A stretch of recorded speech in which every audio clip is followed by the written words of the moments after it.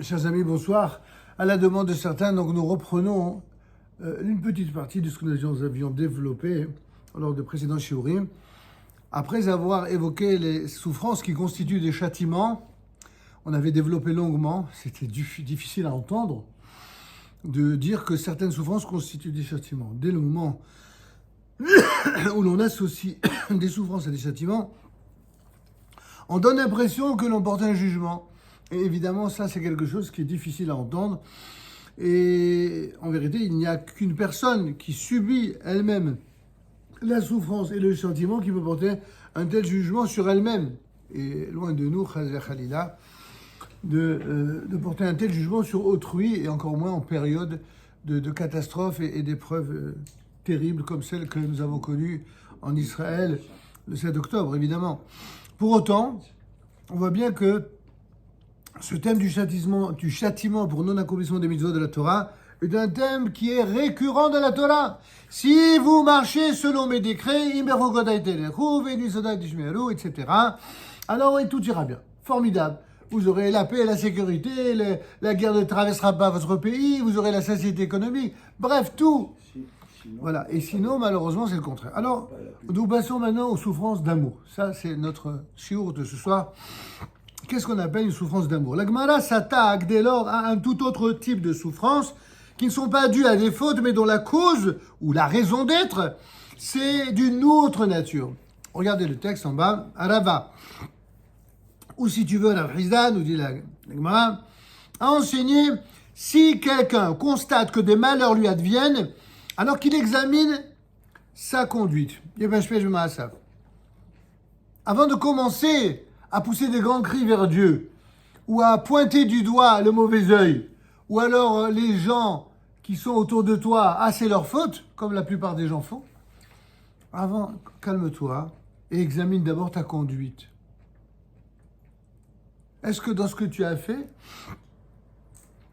il n'y a pas quelque chose de vraiment répréhensible vis-à-vis de Dieu, en ton âme et conscience, et que peut-être il y a un lien, une causalité entre les épreuves que tu subis et justement telle ou telle chose que tu as fait que tu n'aurais pas dû faire. Voire même des choses que tu n'as pas fait et que tu aurais dû faire. C'est dans les deux sens. Et nous dit la Gemara, si cet examen-là ne donne rien, c'est-à-dire qu'en fin de compte, si en son âme et conscience et de toute bonne foi, il n'a pas trouvé la moindre faute particulière qu'il aurait commise et qui justifierait une telle souffrance, alors qu'il vérifie, c'est toujours ce que dit la Gemara, s'il n'a pas négligé l'étude de la Torah. Déjà, ça engendre beaucoup de questionnements. C'est-à-dire que quelqu'un qui n'étudie pas la Torah, s'il lui arrive une tuile, il doit se dire qu'un juif, il n'est pas fait pour rester un être végétatif, à ne rien faire, ou à passer son temps à dormir ou à sortir. Un juif, il doit étudier la Torah. C'est une nécessité pas que pour lui ou sa famille, ou sa communauté ou son peuple. C'est une nécessité pour le monde. Le monde ne peut pas tenir si la Torah n'est pas étudiée par le peuple d'Israël. Donc, si on ne trouve pas une faute particulière ou particulièrement répréhensible, alors peut-être qu'on n'a pas assez étudié la Torah. Et poursuit la Gemara, si cette vérification ne donne rien, il va de soi qu'il s'agit de souffrance d'amour. Vous vous rendez compte? C'est-à-dire que si vraiment tu ne trouves rien, alors tu dois admettre que ce sont des souffrances d'amour. Vous allez me dire, est-ce que c'est tellement rassurant de souffrir par amour divin? On ne sait pas pourquoi. Pardon? Dans quel sens on va voir. Si tu n'as pas une relation de cause à effet entre des fautes précises et ce qui t'arrive, ou le fait de ne pas assez étudier la Torah et ce qui t'arrive, en d'autres termes, si tu fais la Torah et les mitzvot, tous les matins tu es le premier à la tefila, tous les soirs tu es le premier à la tefila, tu es le premier à tous les cours de Torah, et tu étudies la Torah, non seulement au Beth Midrash, à la synagogue, mais aussi chez toi. Alors, bon, déjà, pour être à un niveau pareil, c'est pas mal. Et si malgré tout, il t'arrive une tuile, alors là, tu peux te dire que vraiment, si Dieu te donne des épreuves, c'est que c'est un signe d'amour. Bon, c'est réconfortant et c'est pas rassurant. Ça veut dire, en fin de compte, à souffrir ce matin pour rien. Tout simplement car Dieu réprimande qui il aime. C'est marqué noir sur blanc, c'est bien connu. Rava rapporte ici les propos de la Sehora, qui rapporte ceux de la Vuna, celui que Dieu affectionne, eh bien, il est l'accable de souffrance. Autant dire qu'on va de surprise en surprise. Pourquoi des surprises? D'abord, il est assez difficile de faire son autoportrait et son autocritique. Les gens sont plus doués pour critiquer les choses qui ne vont pas chez les autres et de voir ce qui manque chez les autres que de faire leur autocritique. On est tous comme ça en vérité, même si on est capable d'avoir de l'honnêteté. C'est difficile de se faire son auto...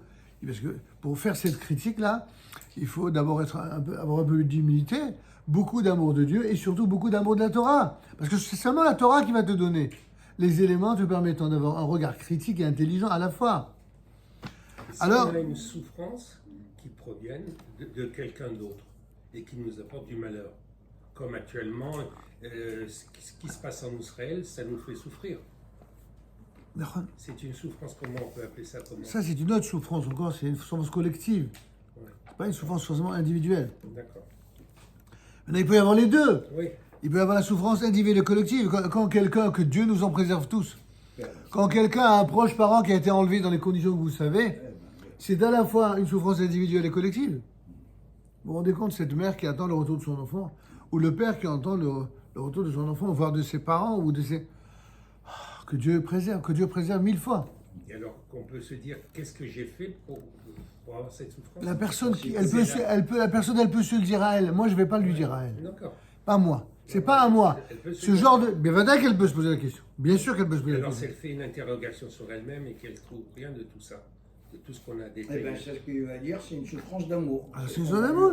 Mais bon, il faut aussi être honnête, parce que quand quelqu'un va arriver à la question « Est-ce que tu as assez étudié la Torah ?» et qu'il répond « Ben oui, pour Simchat Torah, je me suis mis à danser autour de Krishna. » Excuse-moi, mais d'accord, je ne veux pas être cynique parce que je n'ai pas envie de l'être pour des questions pareilles. Mais il faut, à un moment donné, il faut se calmer quand même. Il ne faut pas non plus dire n'importe quoi. La Gemara, elle est en train de parler de façon sérieuse, elle n'est pas en train de rigoler. Là, c'est sérieux quand on voit oui, mais je le répète, la réponse qu'il a donnée, avant d'en arriver à la conclusion qu'il s'agit de souffrance d'amour, on est passé d'abord par « est-ce que tu n'as pas fait quelque chose de grave ?» C'est pour ça que j'ai dit, et évidemment, Chas v'Shalom sans aucun cynisme, le jour de Simchat Torah, le peuple d'Israël, dans sa majorité, il dansait autour de quoi? De la Torah. De la Torah. Et il y a des gens, malheureusement, qui dansaient autour d'autres choses. C'est tout ce que je dis. Ne me faites pas dire au-delà. Je parlais pas d'eux, moi. Mais c'est vous qui avez parlé d'eux depuis tout à l'heure. Je parlais des gens qui tombent actuellement, les soldats. Je parle jusqu'à aujourd'hui. Mais les gens qui tombent, vous savez quoi, je vous ai pas envoyé encore sur le groupe là, je vous ai envoyé la lettre qu'un soldat a écrit. Elle est de quoi vous déchirer. Dans lequel il dit dans cette lettre, d'ailleurs vous voulez quoi? Vous voulez que je vous la dise? Parce que elle a sa place dans notre shiur, il n'y a aucun problème. Je vais vous la montrer tout de suite. Une lettre qui est déchirante. Qui c'est qui m'a envoyé ça? Voilà.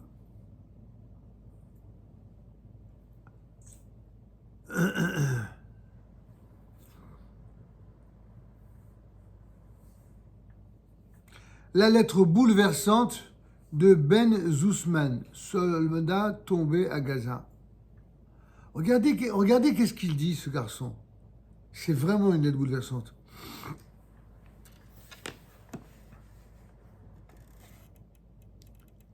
D'abord, sa mère, qui évidemment a lu cette lettre en larmes, qu'elle a découverte lorsqu'il a été déclaré mort, après avoir pleuré toutes les larmes de son corps, elle a fait ce commentaire. Il y a dans cette clarté de ce qu'il exprime quelque chose de libérateur qui permet de respirer. Voilà ce qu'elle a affirmé, sa mère. Maintenant, venons-en au fait. Lorsqu'un soldat israélien part au front, sachez qu'il est invité par l'armée à écrire une lettre pour sa famille qui ne leur serait remise qu'en cas, Dieu préserve, de décès. Et c'est ainsi que Sarit Zousman, la mère du sergent-chef Ben Zousman, tombé lors des combats à Gaza le 3 décembre, a évoqué cette lettre écrite par son fils, expliquant que cette missive les avait libérés de nombreux doutes. Qu'est-ce qu'il dit ? J'ai eu le privilège de réaliser mon rêve dans cette lettre et mon destin. Et vous pouvez être sûr que je vous regarde de là où je suis avec un immense sourire. Sa lettre dit, comment on appelle ça, c'est la chaîne israélienne Cannes, nous dit que cette lettre-là, elle est parvenue 2 jours après sa mort. Je savais que j'y lirais qu'il y était allé au combat de tout son cœur et avec amour, a-t-elle déclaré à cette chaîne israélienne Cannes. Mais il y a, dit la maman, dans cette clarté, quelque chose de libérateur qui permet de respirer. En effet, qu'est-ce qu'il dit dans cette lettre ? Je vous écris ce message en route vers la base.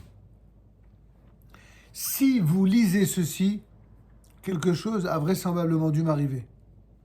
Et comme vous me connaissez, il n'y a probablement personne de plus heureux au monde que moi en ce moment. Ce n'est pas seulement que je suis sur le point de réaliser mon rêve, je suis heureux et reconnaissant d'avoir le privilège de protéger notre beau pays et de protéger ainsi le peuple d'Israël. Sachez une chose, même si quelque chose m'arrive, je n'autorise personne à sombrer dans la tristesse. J'ai eu le privilège de réaliser mon rêve et mon destin. Et vous pouvez être sûr que je vous regarde avec un immense sourire. Je serai sûrement assis à côté de grand-père et nous comblerons certaines lacunes. Chacun racontera ses expériences et ce qui a changé entre les guerres. Peut-être qu'on parlera aussi un peu de politique. Je lui demanderai ce qu'il en pense. Si Dieu préserve, vous devez observer les 7 jours de deuil. Alors faites-moi plaisir. Faites-en une semaine pleine d'amis, de famille et de plaisir. Apportez de la nourriture, de la viande, des bières, des friandises, du thé et bien sûr les biscuits de ma mère. Blaguez et racontez des histoires. Rencontrez tous ceux de mes amis que vous ne connaissez pas encore. Autre point très important, si Dieu préserve, je tombe entre les mains de l'ennemi, vivant ou mort. Je ne donne absolument pas, il le met en lettres gras, je ne donne absolument pas ma permission à qui que ce soit de négocier un accord pour me libérer. Je ne vous permets pas de nuire ne serait-ce qu'à un seul soldat ou un seul citoyen à cause d'un accord pour ma libération. Je ne vous permets pas de mener une campagne pour ma libération. Je ne suis pas prêt à ce que des terroristes soient libérés en échange de mon retour. Ça, c'est qu'un soldat de Tsahal qui peut faire ça. J'ai quitté ma maison sans même avoir été appelé comme réserviste. Regardez de qui on parle. Je suis plein de fierté et de détermination. J'ai toujours dit que si je dois mourir, je veux que ce soit pour la défense des autres et pour mon pays. Jérusalem, j'ai placé des gardes sur les murs pour qu'un jour, je sois l'un d'eux. Voilà, il a terminé comme ça. Envoyez-le nous. Je vous l'enverrai. Bon, écoutez, voilà, je l'ai partagé avec les vidéastes, là, nos auditeurs, pour vous dire comment... Alors, vous me parlez des épreuves. Voilà. Oui, vous voyez bien qu'on n'est pas du même niveau, là. Il y a les épreuves et les épreuves. Voilà quelqu'un qui savait, comme tout soldat, que lorsqu'il partait, il pourrait ne pas revenir. Et il ne voulait pas que si sa mort arrive, qu'il ne meure pour rien. Alors, il fournit un message. Parce qu'il y a tellement de gens aujourd'hui qui utilisent et instrumentalisent tellement et tellement de choses qui se passent dans cette guerre. Les uns, par amour sincère, évidemment, de leur famille. Je pense aux otages, c'est logique. Mais les autres, par amour aussi de leurs soldats. Comment vous expliquez cette logique selon laquelle ce que l'on peut comprendre de façon légitime, qu'une mère, elle réclame le retour de ses enfants. On ne peut pas lui reprocher quoi que ce soit, c'est on ne peut plus légitime, c'est normal. N'importe qui serait d'accord avec ça.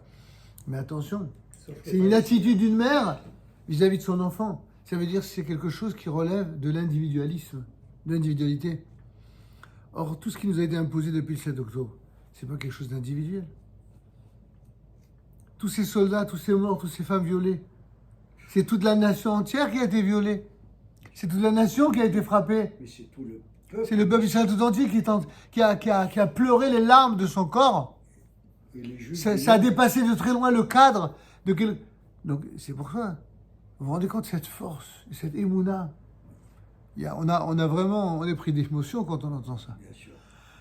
Alors revenons sur le Kuzari, s'il vous plaît, maintenant. Parce que vraiment, c'est notre sujet en plein. Les souffrances d'amour.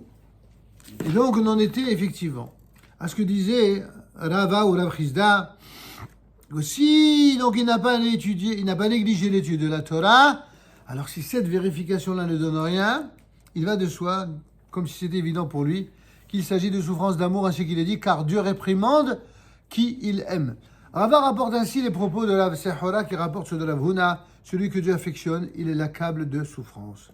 On l'a vu notamment avec Abraham, avec Yitzhak, avec Yaakov. Est-ce qu'il y a des êtres plus tzaddik, plus pieux que nos patriarches et nos matriarches d'Israël? Et pourtant, ils ont tout le temps connu des souffrances et des épreuves. Et ce sont des épreuves d'amour. Et donc, il faut commencer par un sévère examen de conscience. Ai-je commis quelque faute que ce soit par action ou par omission, c'est ce que je vous disais tout à l'heure. Et il faut remonter loin. Mais s'il s'agit de quelqu'un de sérieux, qui consacre des temps à heure fixe pour l'étude de la Torah et qui pratique scrupuleusement les mitzvot, il y a lieu de conclure qu'il s'agit de souffrance d'amour. Souffrance d'amour. D'accord ? Le Saint béni soit-il éprouve de l'affection pour cet homme. Il l'aime et c'est pourquoi il le tourmente. Évidemment, c'est une chose que seul celui qui a une émouna très très forte, très puissante peut admettre et accepter et comprendre. Quelqu'un d'autre, c'est évident. C'est pas aussi simple que cela à admettre. C'est évidemment, comme dit le Rav Bochko ici, c'est évidemment très étrange et tout à fait illogique, voire même déraisonnable. Voilà, un homme scrupuleux, injuste à tous égards, aimé de Dieu, et nous dit-on, c'est pour cela qu'il souffre. Mais est-ce là ce que nous propose la Torah ? Est-ce là la rétribution qu'elle promet à celui qui voue sa vie à Hachem, à la Torah, au mitzvot ? Ne devrait-il pas plutôt jouir, au contraire, d'une belle récompense, au lieu d'être tourmenté par des souffrances ? Et si tel est son sort, mais alors quelle différence y aurait-il entre le juste, le tzaddik, et le méchant de l'achat, si tous deux éprouvent des souffrances pareillement ? C'est dans le livre de Job, que se trouve la réponse à cette question. Lorsque les malheurs, l'un après l'autre, s'abattent sur Job, sa femme lui dit « Tu persistes encore dans ta naïve piété. Maudit Dieu et meurs. » Carrément, maudit Dieu et meurs. Après tout ce qu'il t'a fait, Dieu ne mérite pas ta foi, la confiance que tu mets en lui. Il y a souvent des gens, pas souvent, mais parfois des gens, qui, dans l'odieux de la souffrance, dans la cruauté de la souffrance et la dureté de la douleur, on arrive à se permettre quelque chose qui est sacrilège, de porter un jugement sur Dieu. On critique ça. Tu t'es toujours conduit de manière exemplaire, juste et droite. Et voici comment il te traite. Oh, qu'on la cavode, une belle rétribution de ta dévotion. Comme on dit, les Torah, les Osichara. C'est donc ça la Torah et sa récompense. Mais immédiatement, qu'est-ce que va répondre Yov à sa femme ? Tu parles comme une vaurienne. Mais quoi ? Le bien, nous l'accepterions de Dieu, mais le mal, ça non. Eh bien, malgré tout, Job ne pécha pas par ses lèvres. Il a préféré souffrir de façon horrible et en silence, plutôt que d'oser blasphémer ou contre Dieu ou de porter un jugement. C'est ce qui s'est passé beaucoup après la Shoah. Il y a eu des gens qui ont même pas la Shoah. Après tous les malheurs d'Israël, il y a eu des tzadikim qui n'ont rien dit, et puis des gens moins tzadikim qui ont beaucoup dit. Et qui ont parfois même trop parlé, trop vite. Ils n'ont pas eu le temps de faire le deuil. Certains ont voulu les faire parler à tout prix et ils ont dit des choses pas toujours, Il fallait pas. pas toujours bien. Comme dit le Rav Kook dans son Mahamar sur la Shoah, hein, on peut comprendre les choses, on peut les expliquer, mais comprendre et expliquer quelque chose n'a jamais signifié justifier la chose. On peut comprendre qu'après la souffrance horrible, quelqu'un puisse perdre la tête, ça oui. On peut l'expliquer, on peut le comprendre. Mais on n'a pas le droit de le justifier. On n'a pas le droit de justifier quoi que ce soit en termes d'insoumission ou d'insurrection vis-à-vis du Maître Tout-Puissant. C'est pour ça qu'il vaut mieux ne rien dire quand on souffre. Exactement. Il vaut mieux se taire. Exactement. Ma piété, c'est même une halakha. C'est même une halakha. Quand on vient de perdre un être cher, ou quand on est le témoin du deuil de quelqu'un qui vient de perdre un être cher. Et là-bas, la halakha, elle parle de Shemeto Mutal Lefanav, que son mort est présent devant lui, soit parce qu'il est dans le cercueil, qu'il va le veiller, soit au sens figuré, ça veut dire qu'il n'est pas encore enterré, même s'il n'est pas devant lui. Alors, il ne faut pas parler. Si lui, il t'oblige à parler, et il t'incite à parler parce qu'il a besoin, alors ok. C'est une manière de t'autoriser à ouvrir la parole, mais à engager la discussion. Mais si il ne te demande pas explicitement de parler, la meilleure des attitudes, c'est simplement ta présence silencieuse, ne dis rien. Ma piété ne serait rien si elle se limitait au temps de bonheur. C'est facile d'être heureux, d'être reconnaissant vis-à-vis de Dieu et d'être bien dans sa peau et souriant quand tout va bien. Ah, c'est plus difficile, hein, quand on a des problèmes de santé, quand on a des problèmes de finances, quand on a des problèmes de famille, quand on a des problèmes de communauté, quand on a des problèmes de santé, blarinala, et que Dieu vous en préserve à tous et que Dieu nous en préserve à tous. Mais on a connu des situations comme ça. Qu'est-ce qu'on fait? Un juif croyant, dès qu'il arrive une tuile, avant même de faire l'analyse à laquelle nous convient les sages, il commence par dire Hatati Aviti. C'est certainement dû commettre une faute. Comme je ne peux pas imaginer un seul instant que Dieu, Chas Shalom, est injuste, donc s'il m'arrive ce qui m'arrive, c'est que quelqu'un de vraiment pieux, c'est ça qu'il commence par dire. Et mieux que ça, c'est ce que commence par dire toute sa digue, même si effectivement il n'a pas fauté. Ma piété ne serait rien, c'est ce que dit Iyov, si elle se limitait au temps pluriel de bonheur. Quand je bénéficie des grâces divines, alors là tout va bien. Et finalement, pour le renier dans le malheur, quand la piété s'éprouverait-elle? C'est précisément lorsqu'il souffre et qu'il persiste néanmoins à servir Dieu. Dieu peut s'enorgueillir de Job et dire « Regardez, prenez un exemple, mon serviteur Job. Bien que je le tourmente, il continue de m'aimer. Voilà un serviteur véritable. » Évidemment, quelqu'un qui oublie un instant qu'on parle de Dieu, qu'est-ce qu'il va dire? Oh, quand même. Qu'est-ce qu'il a à gagner, Dieu? Il n'a rien à gagner. C'est uniquement Job qui a à gagner. Monter dans l'estime de Dieu, c'est un mérite pour celui qui souffre. C'est pas, on souhaite pas, on n'est pas masochiste dans la Torah. On n'est pas en train de dire oui, on veut des coups, on veut des épreuves. On prie Dieu. On fait que ça. On prie pour que Be'ezrat Hashem, que Dieu, tous les matins au réveil, on fait des brachot, des tfilot, des bakashot. On demande à Dieu qui ne nous fasse pas tomber entre les mains, n'est-ce pas, des mauvaises rencontres, des mauvais voisins, de la mauvaise rencontre, de la haine des créatures, d'une mort accidentelle ou violente, etc., etc. On prie, on ne demande pas, tout ça. Mais malgré le fait qu'on prie pour tout ça, c'est que Dieu préserve. Il arrive quelque chose. On accepte. Les épreuves, la souffrance, transforment donc l'homme en le rendant meilleur encore, en rendant son service de Dieu totalement désintéressé, au contraire de l'attitude du serviteur mercantile qui pratique le donnant-donnant. Vous avez des gens, ils ne s'intéressent à vous que parce qu'ils ont un intérêt et rien d'autre. Vous savez, les copains, les copinages.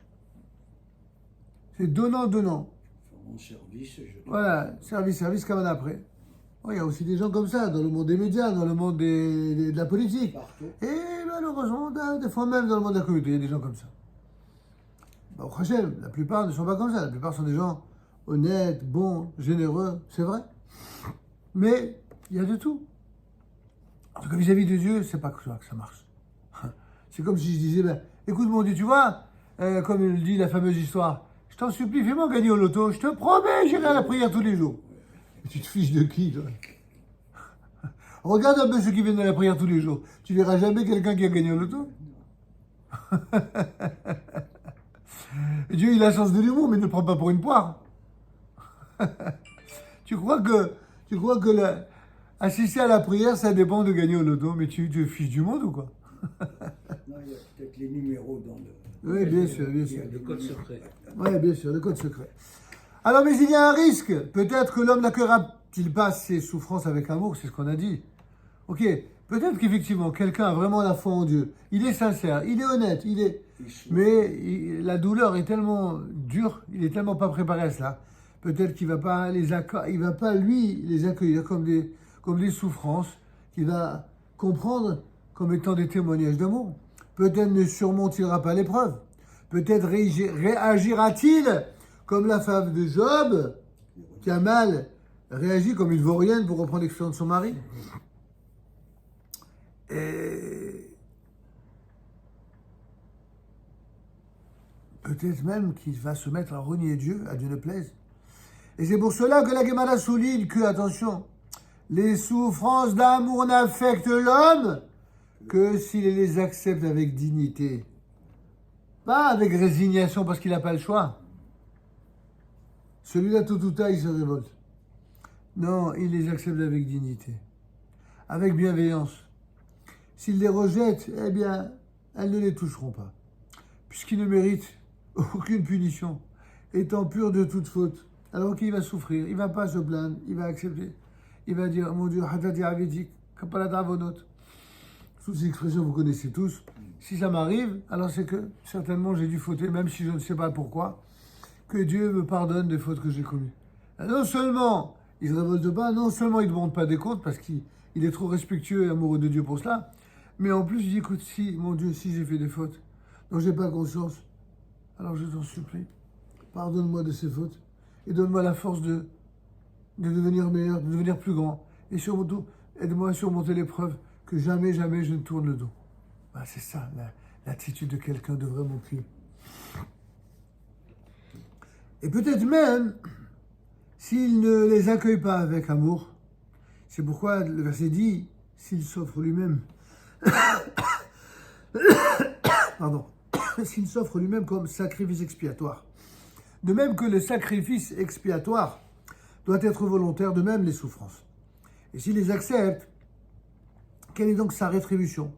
Il verra sa postérité vivre en longévité, et qui plus est, il verra aussi son étude prospérer.